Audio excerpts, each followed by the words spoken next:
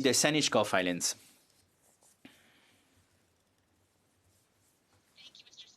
Merci, Monsieur le Président.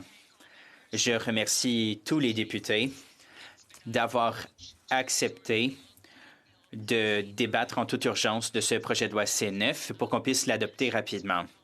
La ministre a beaucoup parlé ce soir des taux d'intérêt historiquement bas, mais le Canadien moyen, lui, a quand même des paiements d'intérêt à faire. La suspension des 6 mois de l'hypothèque arrive à échéance. Ils craignent de ne pas pouvoir payer leur hypothèque. C'était en avril que le ministre des Finances a négocié avec les banques pour essayer de réduire les charges pour les Canadiens. Mais les banques canadiennes ont connu des bénéfices plus élevés que prévu pendant le 3e trimestre. Est-ce que le gouvernement canadien va demander aux banques commerciales de réduire leur taux d'intérêt? La ministre, j'aimerais remercier la députée de Saanich Gulf Islands pour sa question bien pensée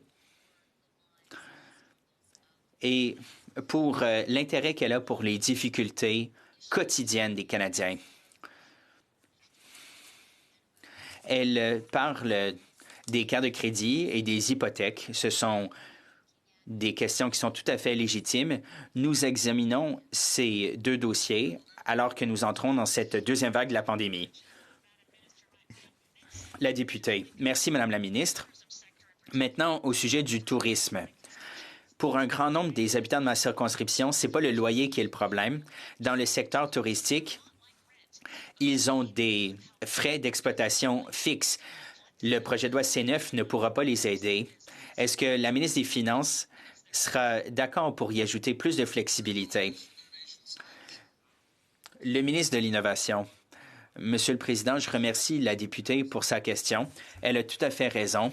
L'un des secteurs qui a été le plus durement touché, c'est le secteur touristique. Nous l'avons reconnu. Et c'est pour ça que nous venons en aide à ce secteur.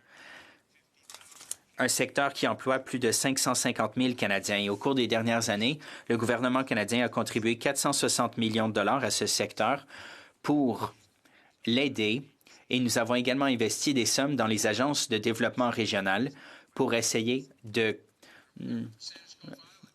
venir en aide à ce secteur qui a des frais fixes à assumer.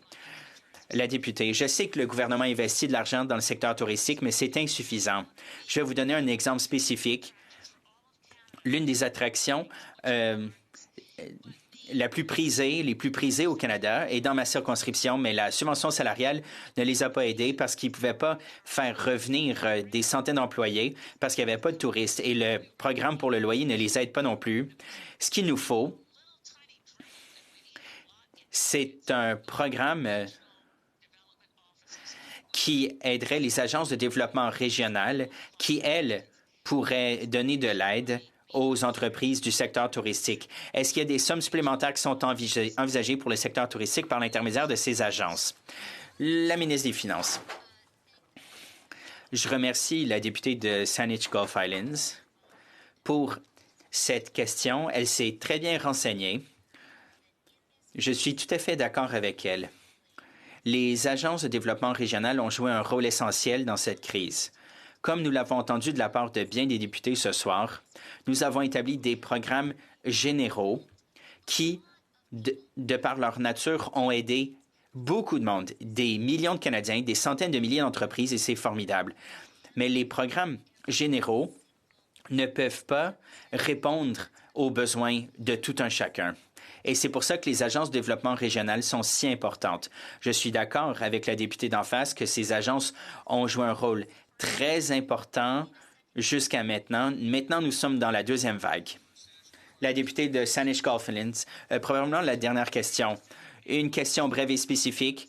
La ministre n'a peut-être pas remarqué un courriel que je lui ai envoyé plus tôt aujourd'hui, mais l'une des associations charitables dans ma circonscription a des revenus, mais a quand même des difficultés financières et elle n'est pas admissible à certains des programmes d'aide. Alors, est-ce qu'il y a une flexibilité qui est prévue? Madame la ministre, oui, j'ai vu le courriel, mais je n'ai pas eu l'occasion d'en prendre connaissance. et je vais lire ce courriel à la fin de ce débat et je vais examiner la question.